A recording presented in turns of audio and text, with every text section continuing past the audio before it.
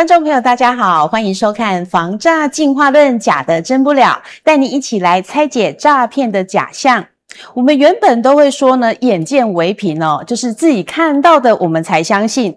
但是呢，在 AI 科技這麼發展的現代呢，您相信您看到的嗎？您看到的不一定是真的哦，因為現在呢，辨聲音辨臉的技術實在是太厲害了，讓人家分不清是真的或是假的。所以我們今天呢，特別邀請到專家帶你一起來破解。現在就來介紹今天到節目當中的貴賓。首先我們歡迎的是台南市刑警大隊科技犯罪偵查隊的蘇玉祥隊長，歡迎你。各位觀眾朋友大家好。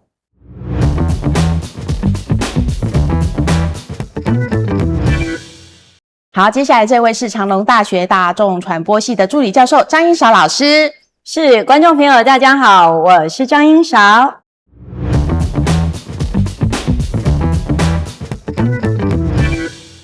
現在呢，我們如果接到這個電話那有些是你親戚朋友打來的，你有時候會不會懷疑說，這是真的是假的？然後現在呢，我們可能使用的很多啦 ，IG、FB， 像老師就常常在IG、FB 上面呢，用 AI 生成很多美美的照片，所以呢，現在有很多是真是假的哦，那我們都是分不太清楚老師。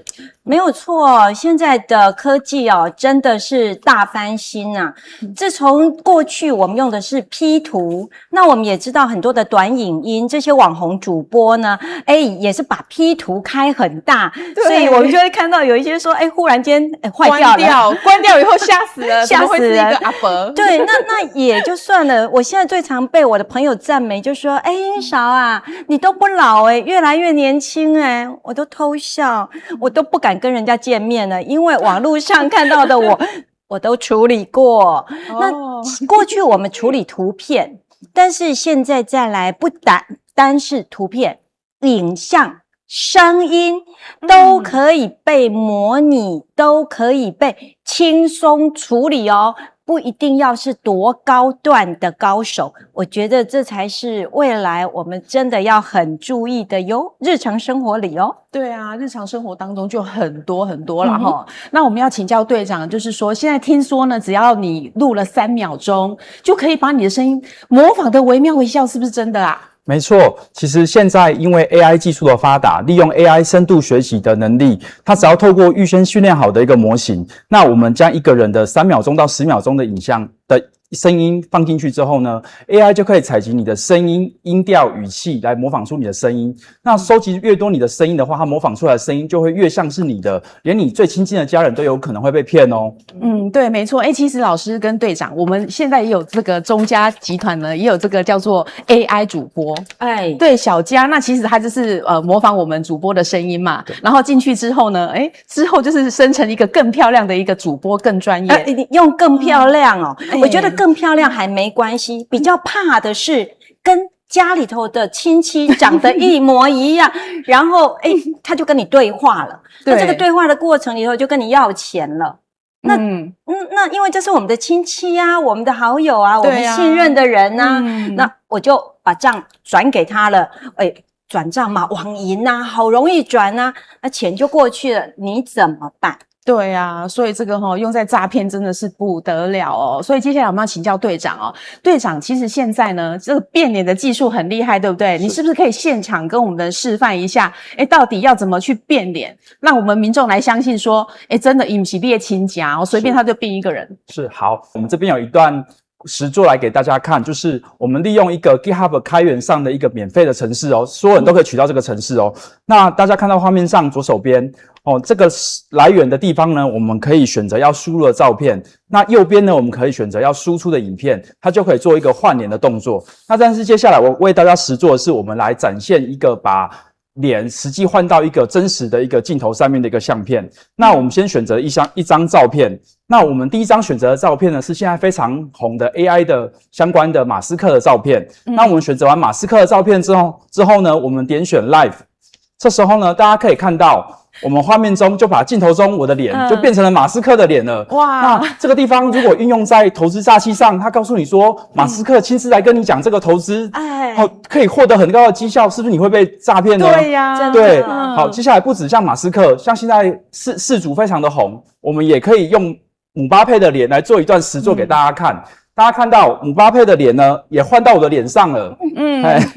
對，其實像現在大家看到的是一個鏡頭的置換，那這個鏡頭呢會有什麼應用呢？其實像我們在 LINE 視訊通話的時候呢，它就可以把這個影像即時放到視訊上面來跟你做一個對話哦。哇！以前我們想象中 AI 換臉都是在影片裡面換臉嘛，對，現在它已經可以做到即時的通訊的過程中，即時換上這個臉來跟你對話。哇，你看，真的很厲害，隊長可以換成馬斯克的臉呢，對不對？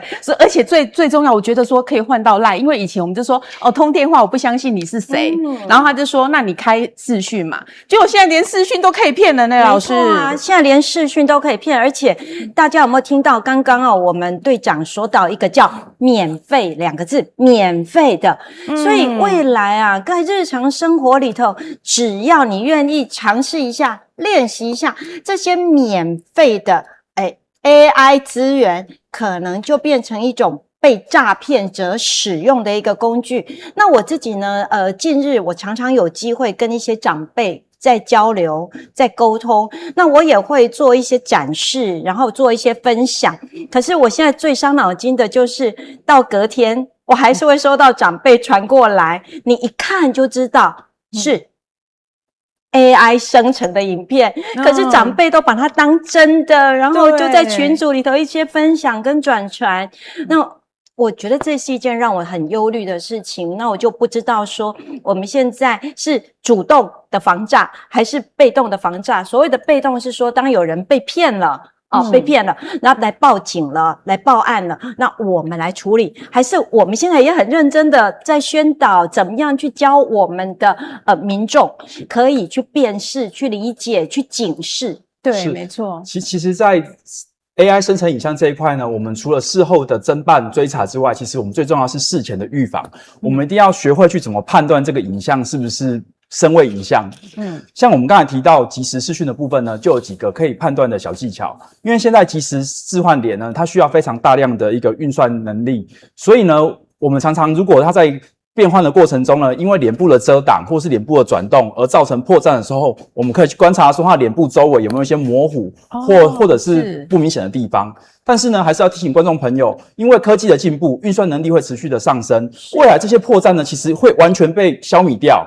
所以我們要怎麼預防呢？其實有一個很重要的關鍵，就是你不要相信當下你所看到的，我們不要第一時間就把錢給對方，我們可以先掛斷電話，用其他的方式來找到這個人，我們當面跟他做確認。甚至呢，如果在電話中要確認也沒關係，我們可以預約一個小暗號。例如說，我們上個月一起去哪裡玩？我們上次的生日大餐吃了什麼？作為彼此的一個暗號，來確定你看到這個人就是你想象中的那一個人。對。所以其實如果看那個影片，以目前的技術來講，有沒有什麼樣的動作啊？你可以說，請你做個什麼揮手什麼的動作，可以稍微看出破綻呢？其實就有2個動作可以推薦給觀眾朋友。第一個是呢，就是在臉部前做一個揮手的動作。這樣要這樣揮。因為手遮擋到臉的時候，因為 AI 即時運算遮擋到臉部，它會出現一個模糊的一個狀況。那我們可以看臉部前面有沒有這樣一個模糊的狀況。另外一個呢，就是可以請你視訊對方做一個90度轉頭的動作。因為這個地方的光影變化呢，可能會讓 AI 在套用的時候出現一些模糊或光暈不正常的狀況。我們可以透過這些細節來觀察這個對方是不是怪怪的。對，然後大家記好了，就是請對方做這個動作，揮手或者是轉個90度這樣子。對，看看，那我們現場的都是真的，轉起來都很清楚吧？對不對？我要強調一件事，僅限2026年使用。對，這一件事，因為各位觀眾朋友，如果你現在去搜尋去年2025年東海大學的畢業典禮，那他們校長呢，為了證明學校有 AI 運用的非常好，他自己錄了一個用 AI 的分身來做畢業典禮致辭。那部影片我常用，尤其在去年，它很好被辨識，因為那個博士帽跟臉是不會一起有一點分離感。可是今年，今年這個問題被解決掉了。對，所以剛剛大隊長提到的是2026年再一次強調2026年的檢驗方式，因為 AI 代更新太快了，所以我們明年還要再繼續談這個問題。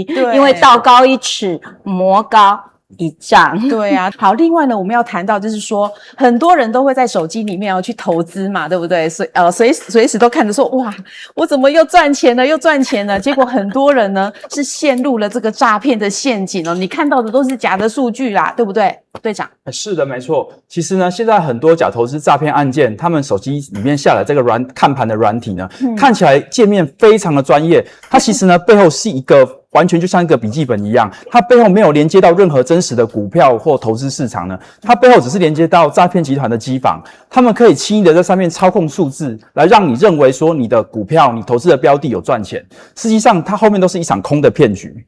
都是騙人的，所以現在民眾應該到底要怎麼辦呢？怎麼去選這個正確的 APP 呢？其實呢，要選擇正確的 APP 有幾個判斷的點。第一呢，你一定要先從官方的App Store 來做下載，像 iOS 的話，我們就在 iOS 的 App Store。那像 Google 就在 Google 的 Google Play 商店。那從官方下載的話，至少已經有官方做第一層的把關。第二個是，如果群組中的老師這些投顧顧問呢，要求你用 LINE 連結一段連結來下載一個 APK 程式，或者是一個描述安裝檔要安裝 APP，那這些呢很高的幾率就是假的哦。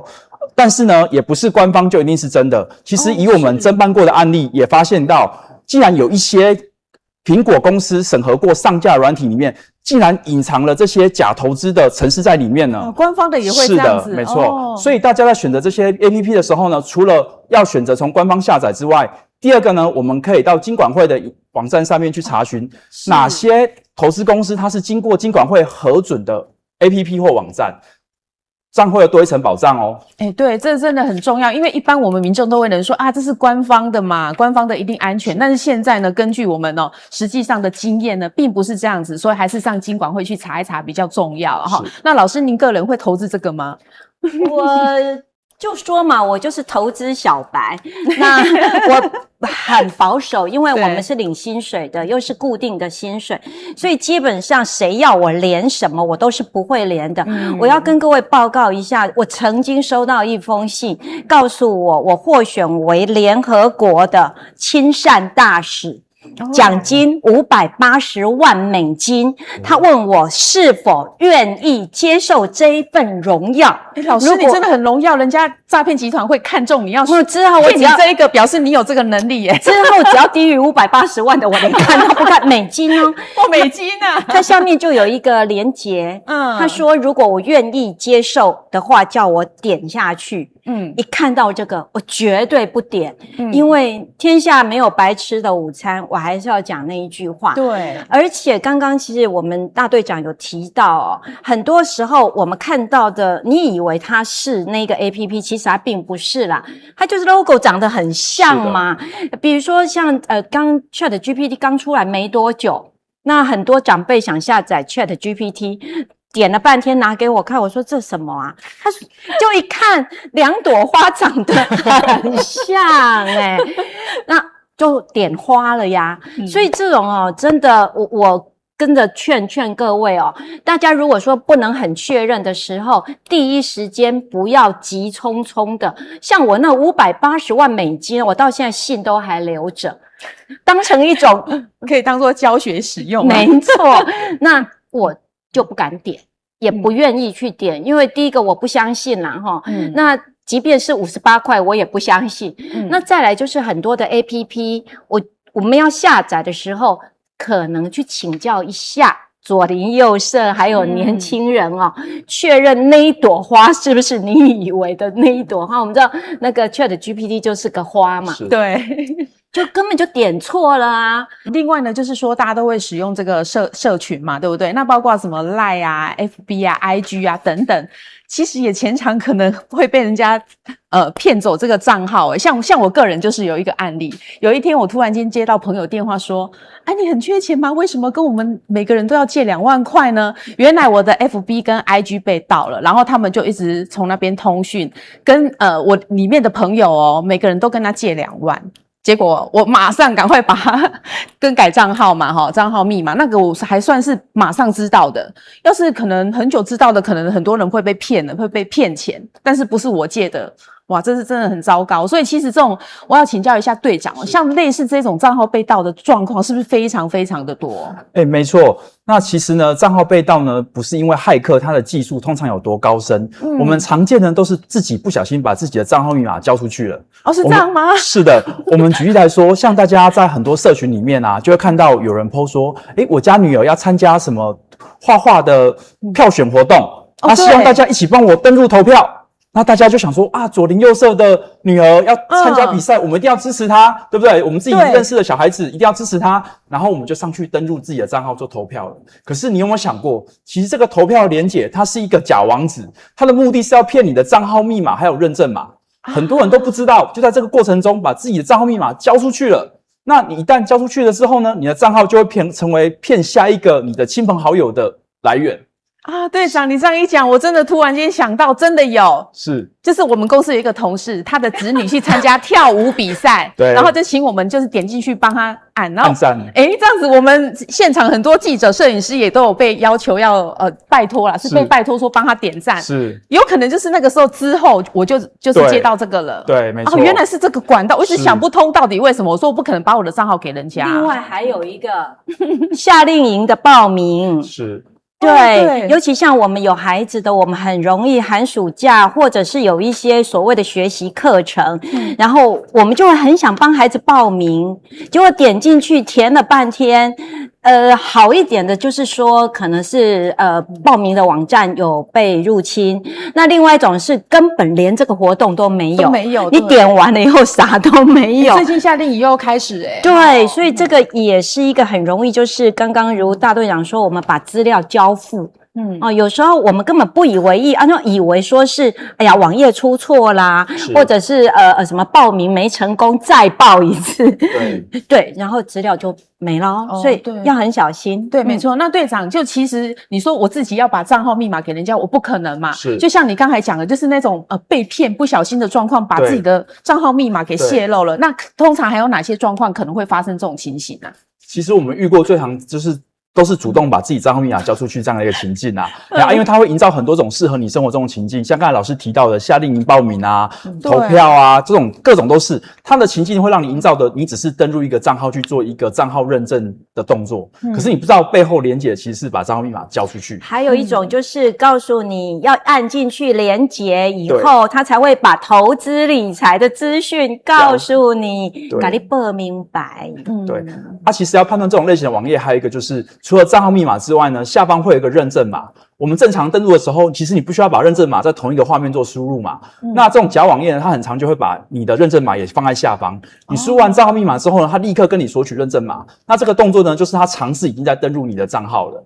對，沒錯。所以就是認證碼的部分真的要很小心哇，所以現在真的是都不敢亂點了。那這樣子也要拜托大家不要再來請我們去亂投票，因為我們也不能分辨到底是真的是假的啦齁。所以現在大家就可能會擔心，就不幫他們投票了，對不對？好，那講到這個就是通常老師不知道你會不會有這個情況，我就接過這種電話，比如說去哪個購物平台買過東西，然後之後他就會打電話來講說你可能分期付款，那是很久之前的。對。但是呢，後續不只是他們那一間，就很多地方他就會知道說，好像你在那邊買過什麼東西什麼之類的，是不是我洩露了我的一個，就是上網以後就我的足跡就洩露了，隊長？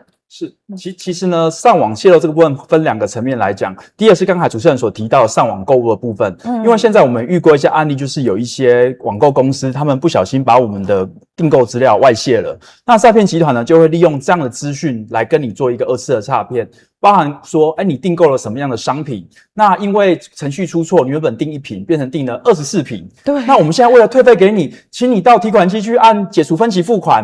但是這些動作其實是把你的賬號裡面的錢全部轉出去，好，這是第一種常見的狀況。對，那第二種呢，是我們現代人很喜歡在我們的社群媒體上面 ，IG Threads 上面分享我們每天的美食或者是去哪裡玩給我們的親朋好友知道。對，但是呢，例如說當你遇上感情詐騙的時候呢，跟你在聊天的那個人，他也在關注你的社群媒體，他就會利用這些資訊來針對你設下一個又一個的陷阱。例如說，你剛好提到說最近缺錢，他就會不經意的跟你透露說哪邊有免費的好康的借錢管道，或者是投資的訊息，他會針對你來做一個客製化的一個設計的一個詐騙陷阱。對哦，現在都很厲害耶，而且他有時候都會用好幾個月、好幾年的時間，慢慢在觀察你，找個時機點去騙你耶，對不對？對。那隊長，像你們這樣子的話，有沒有發現說，像哪一類的狀況啊？就是因為你本身是資安專家嘛，對不對？是。那可能我們現在每個人都是人手一機，然後上網啊，然後用電腦啊等等，非常的廣泛。那有沒有什麼樣的犯罪的狀況，可能是民眾最容易遇到的？其實就是剛才提到說個人隱私的部分，就是說我們在這些資訊上面，我們要避免去做洩露啦。因為像我們個人的臉書賬號，我們如果忘記設定的話，它的資訊就是對全部人做公開的。對。那其實事實上呢，我們是可以去設定我們的隱私是只針對我們的親朋好友看得到，不要讓每個人都可以很輕易的看到你的資訊。那第二個就是為了避免這樣子就被精準的攻擊呢，其實我們要注意自己個資的保護。例如說我們在拍照的時候呢，不要不小心拍到我們背後的門牌號碼。不要不小心拍到我們背後有關可以判斷地點的一個區域，這樣子呢，這些犯罪集團呢就不容易針對你來做一個包裝式的一個攻擊。哦，所以老師，我們現在拍照都很小心但是老師，我們知道你很愛拍照，然後你都還標明地點。地點能夠標明，但是比如說車牌號碼呀，比如說門牌號碼呀，這些都是不可以的，特別是你自己的居家環境。那還有一個很重要的，其實我們現在都知道像 FB 啦，像 IG， 像Trade，他們是同一個公司，整個是聯動的。那我現在遇到有很多的長輩朋友，他會問我沒有開那個什麼Trade啊，為什麼我的孩子說上面我沒有把它關掉？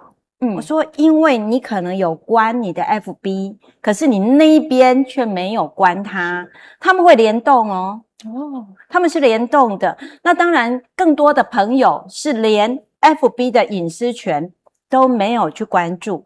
那像我自己的隱私權是全開到最高，因為我不需要在上面我不想當網紅嘛，所以我的 IG 也是關的，也就是說你要加我好友都得經過我的同意，你沒有加我的好友，我沒有經過我的同意，你頂多看到我可愛美麗的頭貼，其他的都沒有辦法。那我甚至於像FB 我的生日也都全關，我任何一個跟數字有關的資料，包括我的體重啊，沒有了，我全都關起來的。那 Trade 也是一樣，所以現在大家要記得Trade 它不需要經過同意，但是你要主動的去關掉。像我自己也是不公開，那不公開唯一的缺點就是我不能隨意留別人的言。因為我的身份沒有公開 ，so what？ 我並不想留言啊，所以大家要注意自己社群媒體裡頭你的隱私權的部分有沒有一個一個的處理好。那你會覺得說我沒有，其實那個公司自動的就幫你都聯動了哦，所以要小心。其實剛才老師有提到說，他有連生日呢都做一個隱藏，這就是一個非常好的一個個資保護的一個措施。因為你想當你今天生日的時候，如果陌生人知道了，他就送一個生日小禮物的鏈接給你，接下來讓你輸入你的賬號密碼，那你是不是又陷入了這一樣的陷阱了？